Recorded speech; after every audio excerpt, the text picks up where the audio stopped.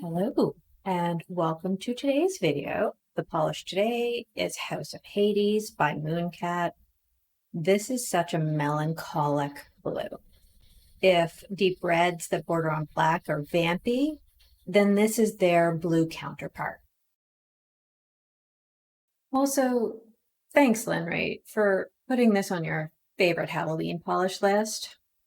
I am only joking. I am not the sole owner of this nail polish. There are probably thousands of us who like it, but it did make me laugh that both she and I think of this as a Halloween polish.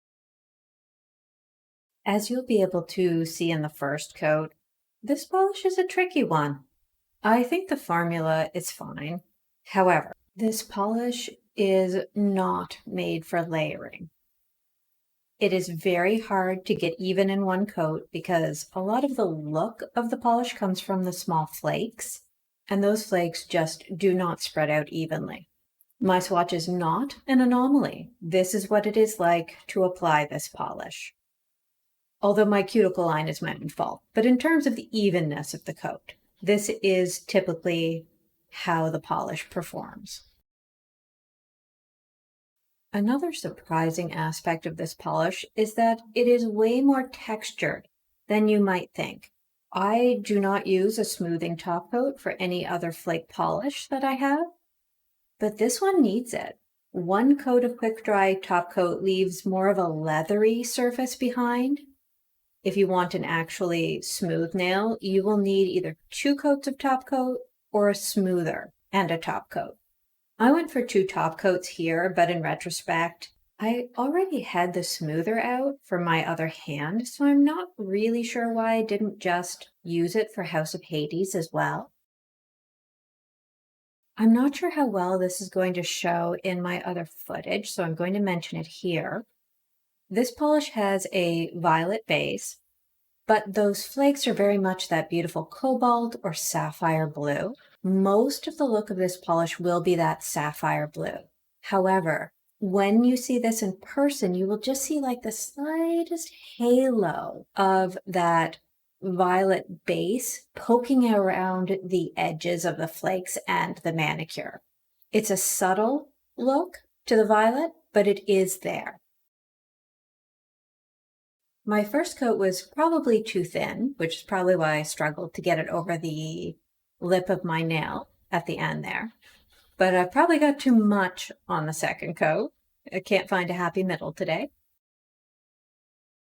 But you will notice that I don't get the flakes completely even at the second coat, and so I'll require a third. This is what I find with this polish most of the time. No matter how much I try to get those flakes even in 2, there's just a place somewhere on the nail that doesn't have enough flakes, and I need a third coat. So just go into this understanding you probably need 3. And the third and final caution for this nail polish. This is a very pigmented polish, and it will leach into your quick dry top coat. In the full hand shots, you'll be able to see on my index and middle finger that I didn't clean up the top coat, and it left little purple shadows by my cuticle line. That is the color leaching. You can easily get rid of it with a brush and some acetone, but I left it there for demonstration purposes. This is something I expect from very pigmented polishes. I've heard of rumors of other ways of dealing with the leaching, but I haven't put any of them into practice, so I don't want to levy an opinion on those. In summary, this is a weird and persnickety polish, but it is so beautiful. This was the polish that finally got me to order Mooncat. I'm not disappointed, but I could see others being deterred by all of this. I see the polish like I see a Persian cat. If you understand that you will have to wash their little face and brush them thoroughly every day and take them to vet more often, then it's a good situation for both of you. If all this extra care takes you by surprise and you don't like the sound of the additional maintenance, then a different cat might be in order. Now this third coat is just to cover up that little spot with no flakes on what is the top part of my nail in this view. With a different polish, I might advocate for being able to get this opaque in 2 with better application, but not with this one. I really do think you should just plan on putting on 3 coats. I have intentionally miscategorized this in my spreadsheet. The base color is a purple, but I think the overall look of this polish is blue, and so overwhelmingly so. I do keep this in the blue section of the spreadsheet. I don't anticipate ever putting it into the purple category, just because my brain refuses to believe it's actually purple. And we have once more reached the sunshine. You might be thinking it's blowing this blue out of proportion. And it is just a little bit when I move off to the left, but not as much as you would think. When I swing my hand over to the right, that is absolutely accurate. This is a very bright, very reflective, and extremely beautiful polish. Do not underestimate how beautiful this thing is. If you hate this polish, then I can only assume you hate blue as a concept. At least in terms of color. We have already discussed the formula. I hope you can see the indigo as we're looking at the polish. It doesn't exist as a distinct entity, but more as a background glow surrounding the manicure. The polish reminds me of a blue grosbeak. Both have the same deep color. It also looks like the blue pimpernel flower. Was this an excuse to say the word pimpernel? Yes.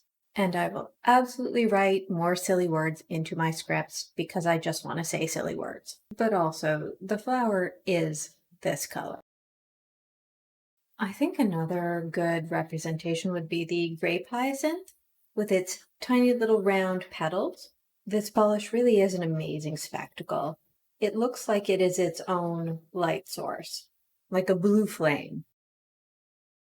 We're getting more of that violet reflecting off the nail than I would have expected in the shade. I think it might actually be more apparent in the shade than in the sun. I do not think my camera is warping this color at all in the shade. Inside, the violet glow is basically undetectable, at least on camera. In person, I could see it just a tiny bit. Now the polish looks like 1,000 cobalt petals dropped on the surface of an ocean. Or the gentle waves of the ocean in the moonlight, lapping at the beach. Maybe an ancient Roman glass vase. As a footnote to the name of the polish, House of Hades, the Greek underworld was thought to have entrances and exits that matched real-world geography. The one used by Heracles was a cave at the end of one of the fingers of the Peloponnesus named Taenarum. And that is all for today. Thank you for watching. That's the end of the Halloween polishes. Please enjoy a clip of my squirrel managing to grab 2 peanuts.